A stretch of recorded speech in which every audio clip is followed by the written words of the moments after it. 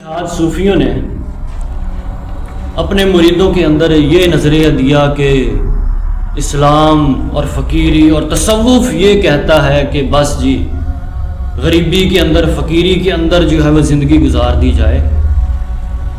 ایسا بھی نہیں ہے۔ اسلام ہمیں یا تصوف اس کا درس نہیں دیتا۔ اتنے بڑے صوفی سید شیخ عبد القادر جیلانی، حضور غوث اعظم، ولیوں کے اندر، اولیاء کرام کے اندر آپ کا کتنا بلند مقام ہے، لیکن کیا آپ جانتے ہیں کہ آپ ایک بہت بڑے تاجر بھی تھے؟ آپ کی تجارت کا مال ایک جگہ سے دوسری جگہ پر بحری جہازوں میں جایا کرتا تھا۔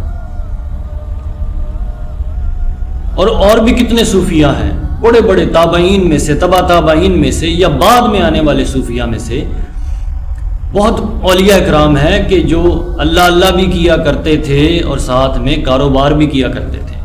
بہت سارے ایسے ملازمتیں بھی کیا کرتے تھے۔ بہت سارے صوفیاء جو فوج کی ملازمت بھی کرتے رہے ہیں، جیسے حضرت خواجہ امیر خسرو رحمۃ اللہ تعالیٰ علیہ، حضرت خواجہ نظام الدین اولیاء رحمۃ اللہ تعالیٰ علیہ کے جو بڑے خاص مرید اور خلیفہ تھے، وہ فوج میں ملازمت کرتے تھے۔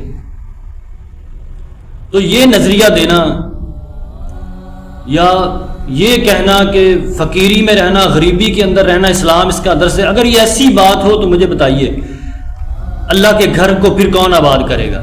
اگر سارے مسلمان یہی سوچ کر بیٹھ جائیں کہ فقیری ہی سب کچھ ہے، غریبی میں رہنا سب کچھ ہے، اصل میں اب اسے سازش کہیں یا کیا کہیں، ہمارے چند صوفیاء اور علماء کی طرف سے یہی ذہن دیا گیا ہے، تو عام مسلمان بیچارہ کیا کرے؟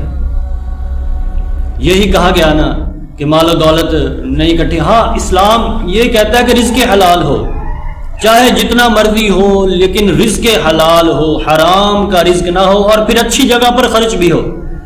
اب آج کے دور میں دیکھیں،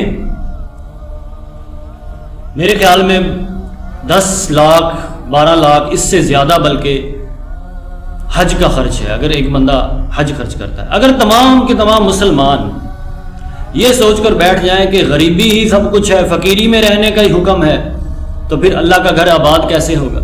حج کرنے کے لیے کون جائے گا؟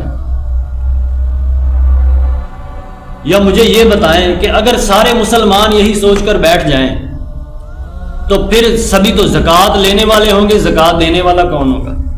کون دے گا زکوٰۃ؟ تو ایسا نہیں ہے۔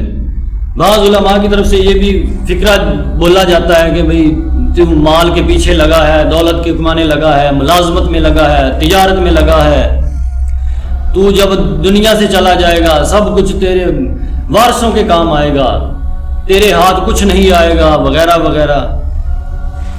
کسی حد تک کہا جا سکتا ہے، لیکن اگر رسول اللہ کا فرمان دیکھیں، سنیں، امام بخاری نے بخاری شریف میں جسے نقل کیا ہے کہ رسول اللہ صلی اللہ علیہ وسلم کا فرمان ہے، اور حضرت عامر بن سعد، حضرت سعد بن ابی وقاص رضی اللہ تعالیٰ عنہ کے بیٹے ہیں، اپنے والد سے روایت کرتے ہیں کہ رسول اللہ صلی اللہ علیہ وسلم نے ارشاد فرمایا کہ اگر تو اپنے وارثوں کو مالدار چھوڑ کر جائے، یہ اس سے بہتر ہے کہ تو انہیں تنگ دست چھوڑے تاکہ وہ لوگوں کے سامنے ہاتھ پھیلاتے پھریں۔ یہ رسول اللہ کا فرمان ہے۔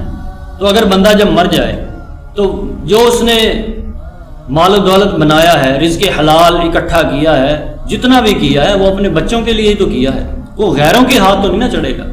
بچے کس کے ہیں؟ اسی کے تو ہیں۔ وارث کس کے ہیں؟ اسی کے ہیں۔